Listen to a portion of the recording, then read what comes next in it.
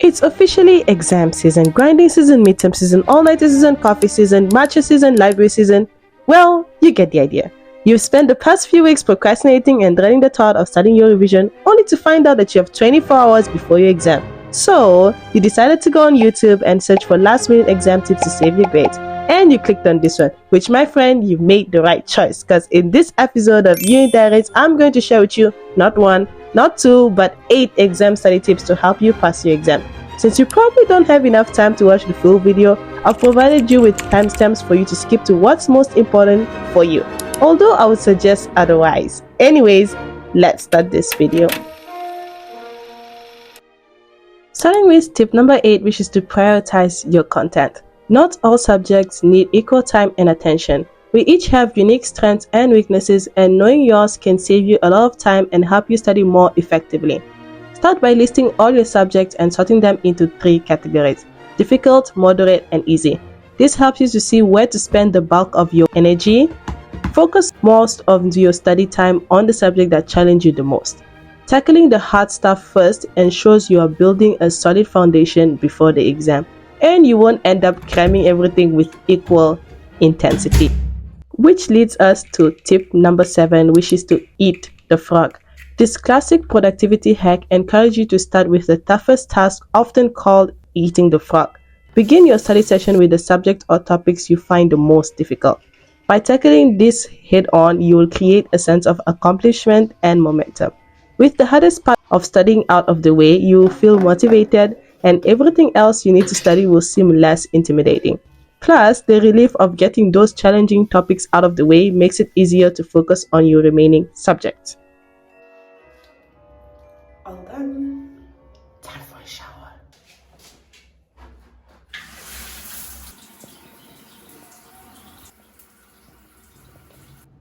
Tip number 6 is to use all your senses. Learning through multiple senses at once can enhance memory retention. For example, when you're watching a video, actively engage by using your hands to take notes, your eyes to read along, and your ears to listen. So, you turn on the transcript and you speed up the playback again because we do not have enough time, and you jot down the key points. When you activate your senses, writing, reading, and listening simultaneously, you are embedding the information more deeply in your memory.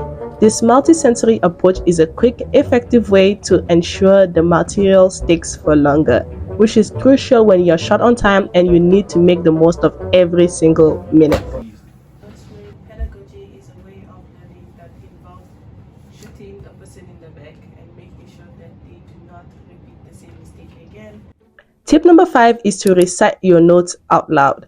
Reciting your notes out loud might sound a little silly, but it's extremely effective. By vocalizing what you are studying, you are engaging both your speaking and listening abilities, which forces your brain to process the material differently. This approach creates stronger mental connection. For an added boost, try moving around as you recite. This physical activity keeps you awake and alert, which is exactly what we need when we are cramming. If you have a friend or a roommate, even better. Teach them what you've learned as if you are the expert. Explaining concepts to others forces you to understand the material thoroughly, and if you can explain it well, it means you've truly mastered it. Tip number 4 is to use active recall. This is probably the best tip I have for you out of all the tips. Unlike rereading or highlighting, active recall requires you to actively pull information from memory. This technique has been proven to improve long-term retention significantly. So, incorporating concepts like quizzes, flashcards, or self-made summaries to test yourself. For example, I personally like to make mind maps such as these ones to help me summarize my notes.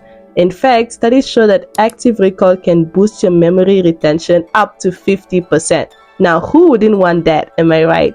So, if you're thinking, well, there's not enough time to make flashcards, don't worry, I got you. Just dump your notes into ChatGPT and type out these prompts and you're good to go.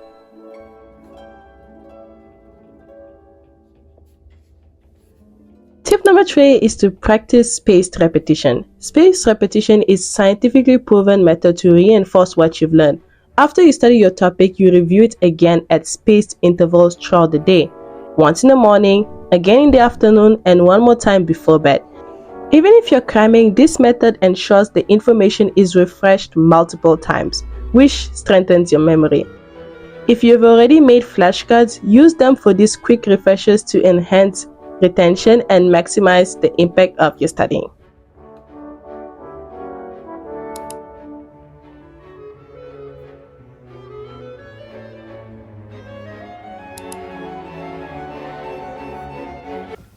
Tip number 2 is to study right before bed. Believe it or not, studying right before bed can help with retention. Studies show that information learned just before sleep is often remembered better than information studied at other times. Yep, I know. That's because while you sleep, your brain consolidates memories and strengthens connection. Before bed, focus on key points, formula, definitions, or anything you are worried about forgetting. The act of writing down these points not only engages your brain actively but also primes it to retain information overnight. When you wake up, a quick morning review will help you to start the day with confidence.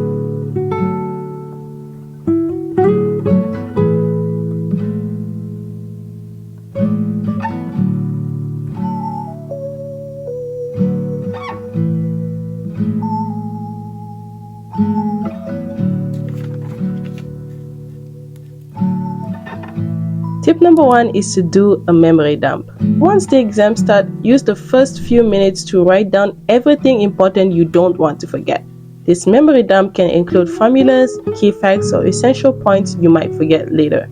Jotting down this information right away helps you to stay calm because you won't need to worry about forgetting it when you're under pressure. Those first 5 minutes of the exam can be the difference between you getting a D or an A. So make sure you apply this every time you have an exam. With these strategies, you are setting yourself up for success. If you enjoyed this video and want even more tips, click on this next video on the screen. I'll see you there. And with that, dear viewers, good luck with your exams.